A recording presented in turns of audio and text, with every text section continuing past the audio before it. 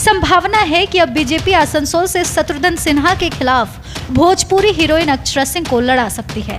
Akshara Singh Bhojpuri film industry का बड़ा नाम है। वो बिहार के साथ अन्य राज्यों में काफी लोकप्रिय भी हैं। अक्षरा सिंह राजनीति महत्वाकांक्षा भी रखती हैं।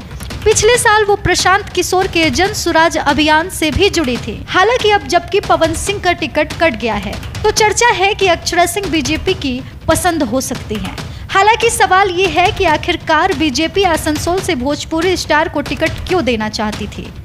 दरअसल आसनसोल का जो सियासी समीकरण है उसमें बिहारी वोटरों की अहम भूमिका है। आसनसोल में गैर बंगाली वोटर करीब 5% है। इनमें से ज्यादातर मूल रूप से बिहार झारखंड के रहने वाले हैं। ये लोग कोयला खदान और स्टील फैक्ट्री में काम करते हैं। वहीं पवन सिंह के जुड़े विवादों को छोड़ दे तो अक्षरा सिंह की छवि साफ सुथरी है। इतना ही नहीं, वो इस वक्त भोजपुरी इंडस्ट्री की सबसे बड़ी हीरोइन है।